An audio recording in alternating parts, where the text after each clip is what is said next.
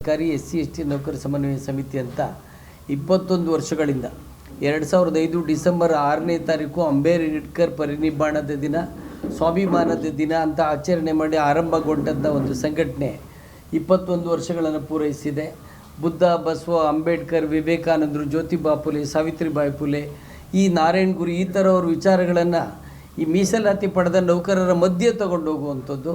ನೌಕರರಲ್ಲೂ ಕೂಡ ಸಮಾಜಮುಖಿ ಚಟುವಟಿಕೆಗಳನ್ನು, ಸಮಾಜ ಪರಿವರ್ತನಾ ಚಟುವಟಿಕೆಯಲ್ಲಿ ಭಾಗವಹಿಸೋದಕ್ಕೆ, ಮುಖ್ಯವಾಹಿನಿಗೆ ಬರೋದಕ್ಕೆ ಏನು ಮಾಡಬೇಕು ಅದನ್ನು ಜಾಗೃತಿ ಕೆಲಸವನ್ನು ಮಾಡ್ತಾಯಿದ್ವಿ. ಈಗಾಗಲೇ ರಾಜ್ಯದ ಎಲ್ಲ 26 ಜಿಲ್ಲೆಗಳಲ್ಲೂ ಜಿಲ್ಲಾ ಶಾಖೆಗಳನ್ನು ಹೊಂದು ರಾಜ್ಯ 178ಕ್ಕೂ ಹೆಚ್ಚು ತಾಲೂಕುಗಳಲ್ಲಿ ಶಾಖೆಗಳನ್ನು ಹೊಂದಿರುವಂಥ ಈ ಸಂಘಟನೆ ಇವತ್ತು ರಾಜ್ಯ ಮಟ್ಟದಲ್ಲಿ ಜನಜಾಗೃತಿ ಮಾಡೋದಕ್ಕೆ 5 ಸಮಾವೇಶವನ್ನು ಮಾಡಿದ್ವಿ. 2011, 16, 18, 22, 24ರಲ್ಲಿ ಮಾಡಿದ್ವಿ. ಮೊದಲನೇದು ಟೌನ್ ಹಾಲಲ್ಲಿ ಮಾಡಿದ್ವಿ. ಇನ್ನು 4 ಸಮಾವೇಶಗಳನ್ನು ಅಂಬೇಡ್ಕರ್ ಭವನದಲ್ಲಿ ಮಾಡಿದ್ವಿ. ಸಾವಿರಾರು ಜನ ಬಂದಿದ್ದರು. ಮತ್ತು ಆಗಿನ ಮುಖ್ಯಮಂತ್ರಿಗಳು ಎಲ್ಲರೂ ಕೂಡ ರಾಜಕಾರಣಿಗಳು, ಅಧಿಕಾರಿಗಳೆಲ್ಲ ಭಾಗವಹಿಸಿದರು. ಇವತ್ತು 6ನೇ ಸಮಾವೇಶವನ್ನು ಇದೇ ನಾಡಿದ 28/8/2026 ಶುಕ್ರವಾರ ಮಾಡ್ತಾಯಿದ್ದೀವಿ. ಈ ಸಮಾವೇಶದ ಉದ್ದೇಶ ಸುಮ್ಮನೆ ಸಂಭ್ರಮ ಆಚರಣೆ ಅಲ್ಲ.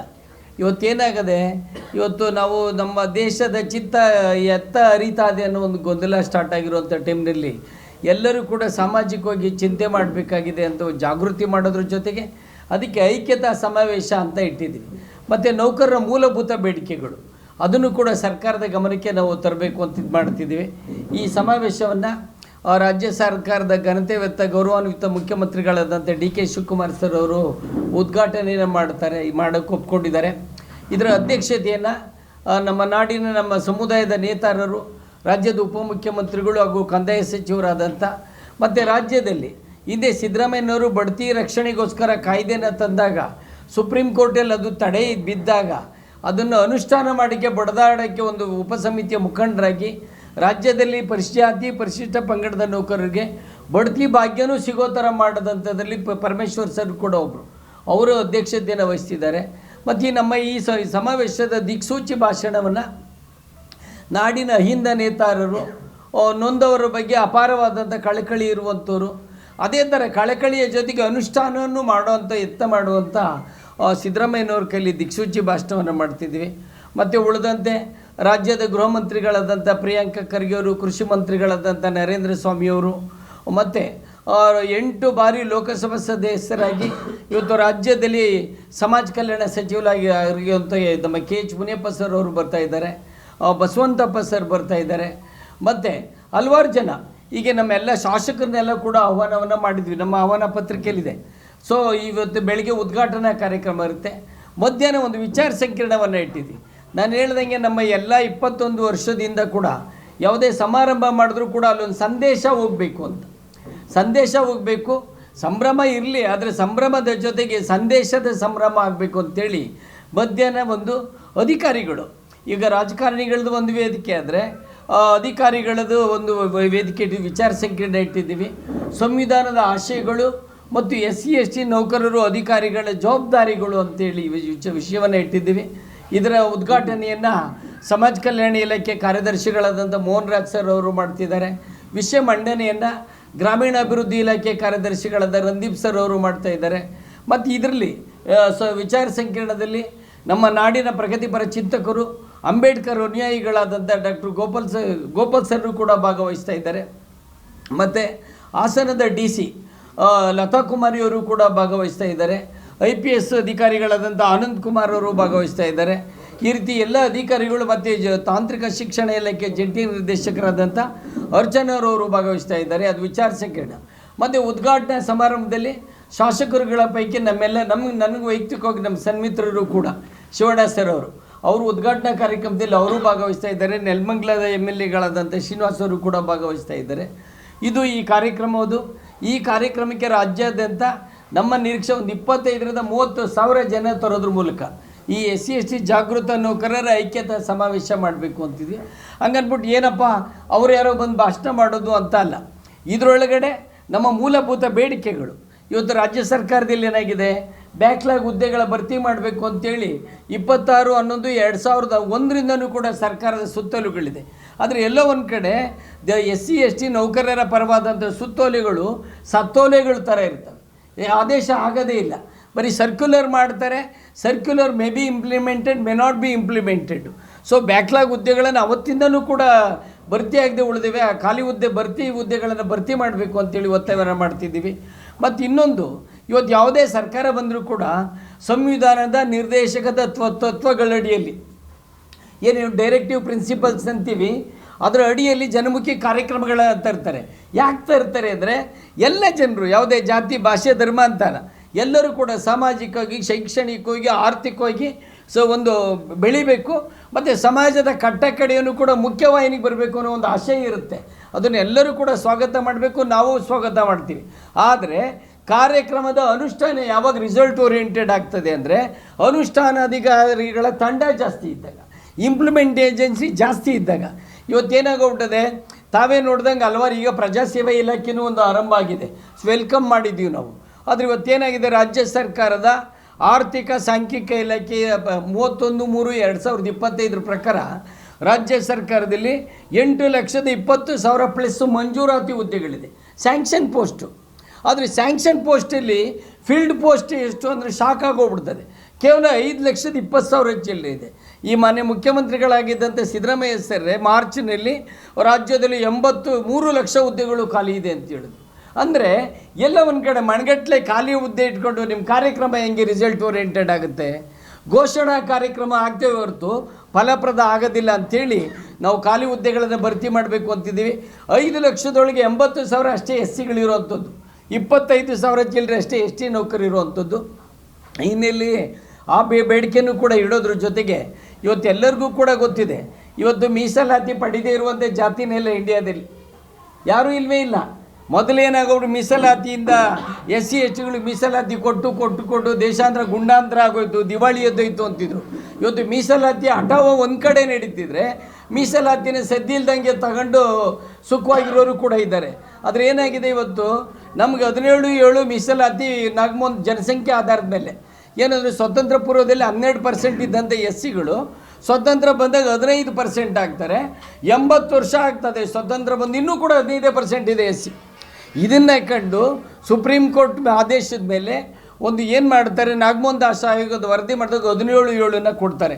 ನಾವೆಲ್ಲ ಏನು ಅನ್ಕೋಬಿಟ್ವಿ, 3 ಜನ ಎಲ್ಲೋ ಈಗ ಅಕ್ಷರ ಕಲಿತಿರೋ ಜನ, ನಮ್ಮದು 15 ಇದ್ದು 17 ಆಗೋಯ್ತು, 3 ಇದ್ದಿದ್ದು 7 ಆಗೋಯ್ತು ಅಂತ ಸಂಭ್ರಮಿಸ್ಬಿಟ್ವಿ.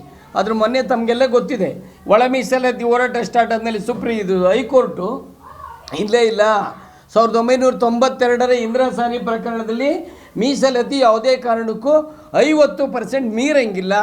ಮೀರಬೇಕು ಅಂತ ಹೇಳಿದ್ರೆ ಸಂವಿಧಾನಕ್ಕೂ ಪಾರ್ಲಿಮೆಂಟ್ಗೆ ಹೋಗಬೇಕು, ಚರ್ಚೆ ಆಗಬೇಕು, 9th ಶೆಡ್ಯೂಲ್ಗೆ ಸೇರಬೇಕು. 9th ಶೆಡ್ಯೂಲ್ಗೆ ಸೇರದ ಹೊರತು ನೀವು ಹೆಚ್ಚಳ ಮಾಡೋಂಗಿಲ್ಲ ಅಂತ ಹೇಳಿದ್ರು. ಇವ್ರು ಏನು ಮಾಡಿದ್ರು, 9th ಶೆಡ್ಯೂಲ್ ಪ್ರಸ್ತಾಪ ಕಳಿಸ್ತಿಲ್ಲ, 17/7 ಅಂತ ಹೇಳ್ಬಿಟ್ರು.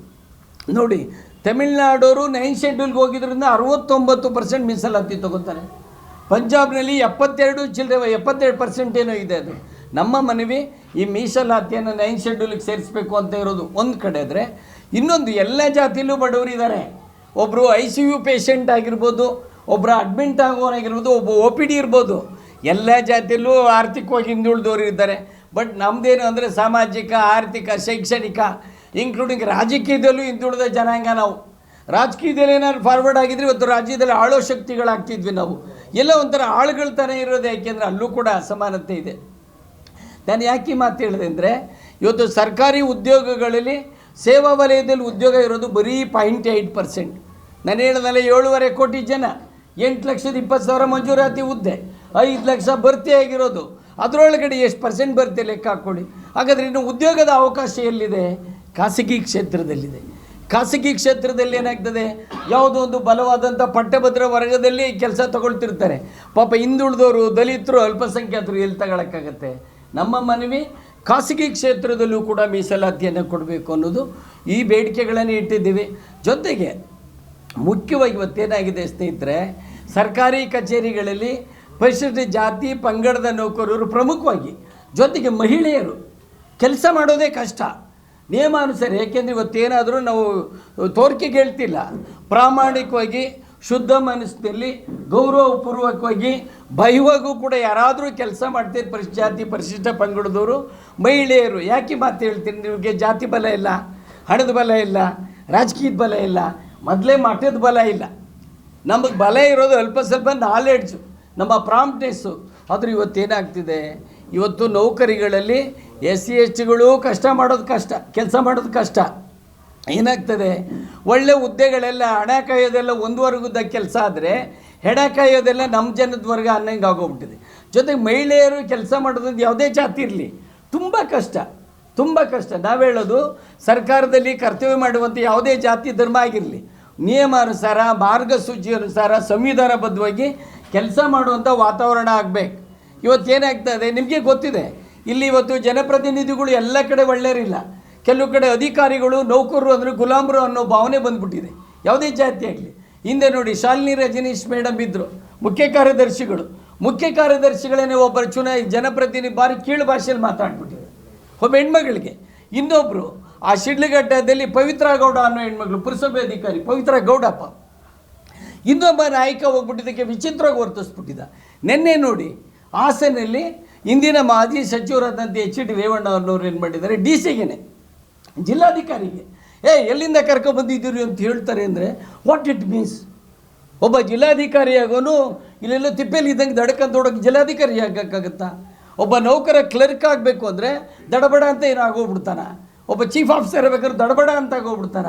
ಎಲ್ಲ ಒಂದು ಕಡೆ ಈ ಫ್ಯೂಡಲ್ ಸಿಸ್ಟಮ್ ಬೆಳೀತದ, ಅದರೊಳಗಡೆ ಫ್ಯಾಸಿಸ್ಟು ಸೇರ್ಕೊಬಿಟ್ಟದ ಅನ್ನೋ ಅನುಮಾನ ನಮಗೆ ಕಾಡ್ತಾ ಇದೆ. ನಮ್ಮ ಸಂಘಟನೆ ಕೂಡ ಯಾವುದು, ಇವಾಗ ಶಾಲಿನಿ ರಜನೀಶ್ ಮೇಡಮ್ ಬಗ್ಗೆ ಒಬ್ಬ ಜನಪ್ರತಿನಿಧಿ ಮಾತಾಡಿದಾಗಲೂ ಬಹಿರಂಗವಾಗಿ ಪ್ರತಿಕ್ರಿಯೆ ಮಾಡಿದ್ವಿ. ಪವಿತ್ರ ಗೌಡ ಅಯ್ಯಮ್ಮ ಮಹಿಳೆ, ಇಲ್ಲಿ ಜಾತಿ ಎಲ್ಲ ಮುಖ್ಯ, ಮಹಿಳೆಯರು ಮುಖ್ಯವಾನಿಗೆ ಬರ್ತಿರೋದು ಎಲ್ಲೋ ಸಾವಿತ್ರಿಬಾಯಿ ಫುಲೆ ದೆಸೆಯಿಂದ ಬಂದಿದ್ದಾರೆ. ಆದರೂ ಬಂದವ್ರೂ ಕೂಡ ಮಕ್ಕಳಿರೋ ಯಂತ್ರ ಇವರು ಅಂದರೆ ಹಿಂಗದು, ಅವ್ರ ಭಾವನೆಗಳಿಗೆ ಮಾನ್ಯತೆ ಕೊಡದಿರೋ ವ್ಯವಸ್ಥೆ ಎಲ್ಲಿದೆ? ಅದನ್ನೇ ಅಲ್ವಾ ಅಂಬೇಡ್ಕರ್ ಹಿಂದೂ ಕೋಡ್ ಬಿಲ್ ಮಾಡೋಕ್ಕೆ ಹೊರಟಿತ್ತು. ನಿನ್ನೆ ನೋಡಿ ಲತಾ ಕುಮಾರಿ ಅವರು ನೊಂದ್ಕೊಂಡು ಹೇಳಿದ್ದಾರೆ, ನಾವು ಸಂವಿಧಾನಬದ್ಧವಾಗಿ ಕೆಲಸ ಮಾಡ್ತೀವಿ, ತಪ್ಪಿದ್ರೆ ಕಾನೂನು ಕ್ರಮ ತಗೊಳ್ಳಿ, ನಮ್ಮನ್ನೇನು ನಾವು ಈ ಜಾತಿ ಹುಟ್ಟಿದ್ದೆ ತಪ್ಪು ಅಂತ ಹೇಳಿದ್ದಾರೆ ಅವರು. DC ಆದರೂ ಗೌರವ ಯಾಕೆ ಕೊಟ್ಟರೆ ಅಂದರೆ ಶಿ ಬಿಲಾಂಗ್ಸ್ ಟು SC/ST, ತಳ ಸಮುದಾಯದ ಹೆಣ್ಮಗಳು. ಒಂದು ಜಿಲ್ಲಾಧಿಕಾರಿ ಆಗೋದನ್ನ ಸಹಿಸ್ಕೊಳ್ಳೋಕ್ಕಾಗಲ್ಲ ಅಂದರೆ ಪ್ರಜಾಪ್ರಭುತ್ವದಲ್ಲಿ ಎಲ್ಲಿದ್ದೀವಿ? ಎಲ್ಲೋ ಅನುಮಾನ ಕಾಡುತ್ತೆ ನಮಗೆ.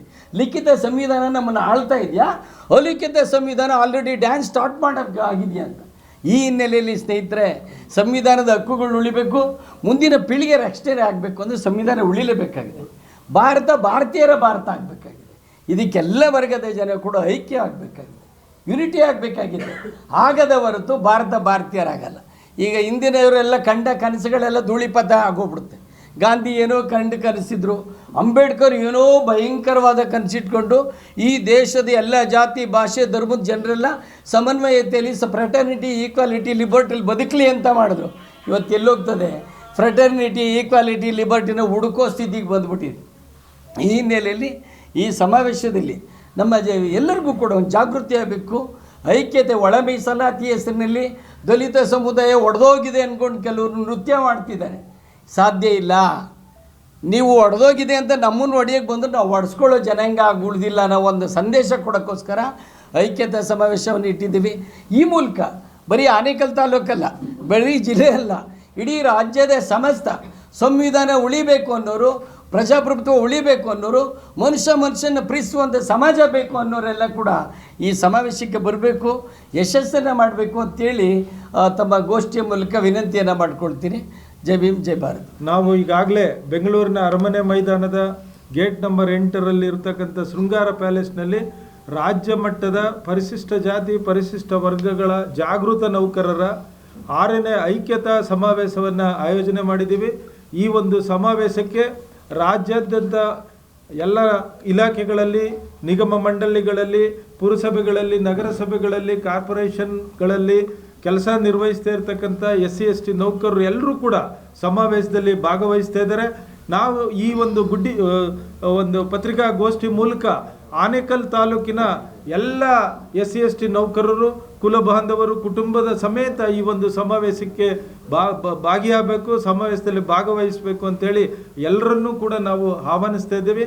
ಈ ಸಂದರ್ಭದಲ್ಲಿ ನಾನು ಕೂಡ ಪ್ರಧಾನ ಕಾರ್ಯದರ್ಶಿಯಾಗಿ ಮೊನ್ನೆ ನಮ್ಮ ರಾಜ್ಯಾಧ್ಯಕ್ಷರು, ನಮ್ಮ ಮುಖಂಡರು, ನಮ್ಮ ನಾಯಕರು ಏನು ನಮ್ಮ ಹಾಸನ ಜಿಲ್ಲೆಯ ಜಿಲ್ಲಾಧಿಕಾರಿಗಳಿಗೆ ಇವತ್ತು ಅವಮಾನ ಆಗಿದೆ, ಅದನ್ನು ಈ ಪತ್ರಿಕಾಗೋಷ್ಠಿ ಮೂಲಕ ನಾವು ಖಂಡಿಸ್ತೀವಿ.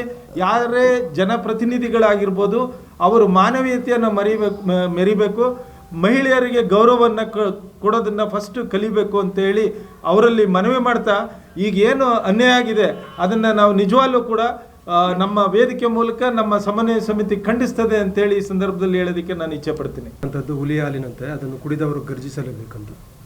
ಸೊ ಈ ನಿಟ್ಟಿನಲ್ಲಿ ಇವತ್ತು ಸಮನ್ವಯ ಸಮಿತಿ, SC/ST ಸಮನ್ವಯ ಸಮಿತಿ ಏನಿದೆ, ಇದು ರಾಜ್ಯಾದ್ಯಂತ ನೌಕರರಲ್ಲಿ ಒಂದು ಹೊಸ ಚೈತನ್ಯವನ್ನು, ಹೊಸ ಜಾಗೃತಿಯನ್ನು ಮೂಡಿಸಿದೆ. ಈಗಾಗಲೇ ಶಿವಶಂಕರ್ ಸರ್ ಈ ಕಾರ್ಯಕ್ರಮ ಸಮಾವೇಶದ ಅದರ ಉದ್ದೇಶ, ಯಾಕೋಸ್ಕರ ಸಮಾವೇಶ ಮಾಡ್ತಾ ಇದ್ದೀವಿ ಅಂತಕ್ಕಂಥದ್ದನ್ನು ಸಂಪೂರ್ಣವಾಗಿ ವಿವರವಾಗಿ ಅದನ್ನು ನಮ್ಮ ಮುಂದೆ ಹೇಳಿದ್ದಾರೆ.